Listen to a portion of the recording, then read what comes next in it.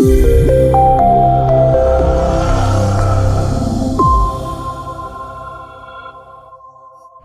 guys, di depan kalian, mungkin kalian pada tahu ini merupakan IC MCU dari ESP8266. Nah, dengan IC ini, tentunya kita belum bisa memprogramnya tanpa menggunakan modul developer ya, yang biasanya kita sebut WMOS atau Lolin gitu kan biasanya. Mungkin yang biasa kita pakai yang seperti ini, WMOS D1R1 Mini, atau ada bentuk yang lainnya juga. Namun modul-modul seperti ini memiliki kelemahan, yaitu jika kita ingin membuat sebuah alat yang dapat digunakan dalam rumah atau seperti industri gitu, sangat sulit tanpa MCB tambahan seperti ESP tanpa soket-soket tambahan seperti itu. Karena secara garis besar WMOS D1R1 Mini ini hanya menggunakan pin output saja seperti ini, maksudnya pin header. Jadi sangat rawan sekali akan tercabutnya pin atau apapun itu. Dan jika kita ingin membuat sebuah produk juga, hasilnya akan kurang rapi tanpa ada PCB tambahan. Nah, dengan demikian dibuatlah sebuah alat ESP8266 Breakout. Nah, alat ini mengubah keseluruhan struktur dari yang tadinya berbentuk seperti ini menjadi seperti ini, yang sudah siap dipakai pada alat-alat seperti di lingkup industri atau lainnya. Jadi kita hanya memerlukan sebuah obeng dan cukup memutar bautnya saja untuk memasukkan kabel di setiap pin-pinnya yang tersedia di sini. Kemudahan yang lainnya, ESP ini memiliki uploader yang terpisah. Jadi kita dapat dengan mudah mengubah programnya dengan lebih portable seperti itu. Kita hanya memerlukan membawa ini. Dan untuk memprogramnya pun sama seperti ESP8266 umumnya, kita perlu software Arduino dan memprogramnya di sana. Kelebihan lainnya dari ESP8266 Breakout ini bisa kita lihat di sini, itu ukurannya lumayan dengan komponen yang sudah memadai untuk input output yang lebih kompleks dari pembelajaran gitu, seperti kita ingin membuat sebuah modul, alat.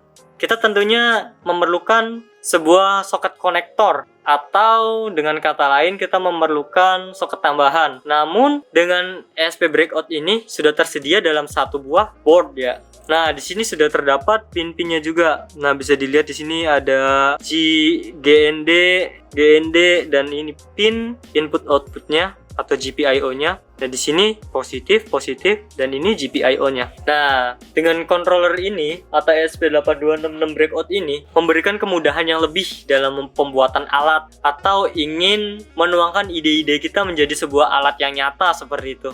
Nah, mungkin ada sebuah keterbatasan dari alat ini, yaitu pinnya kurang banyak atau kurang memadai untuk tingkat pemrograman atau tingkat kompleksitas alat yang lebih tinggi lagi. Nah, maka dari itu kita bawakanlah sebuah ESP8266 Breakout yang lebih kompleks. Nah, di sini sudah disediakan input output tegangan yang lebih kompleks atau lebih komplit seperti itu. Di sini sudah tersedia tegangan 3 volt, 5 volt. Jadi dengan kedua buah tegangan ini untuk input outputnya itu lebih leluasa gitu, dan tidak memerlukan regulator tambahan atau step down tambahan untuk mengkonversi nilai 5 volt ke dalam 3 volt. Bisa dilihat juga pin-pinnya itu sudah bersandingan dengan ground. Nah, bisa kita zoom di sini. Nah, kita lihat itu di sampingnya itu sudah bersebelahan dengan ground.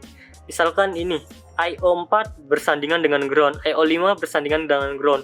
Nah, dengan kata lain, dengan ESP8266 Breakout ini kita lebih mudah dan lebih memerlukan lebih sedikit pengkabelan ketimbang ESP8266 Breakout lainnya dalam membuat sebuah alat yang tentunya sudah tergolong tingkat lanjut seperti itu.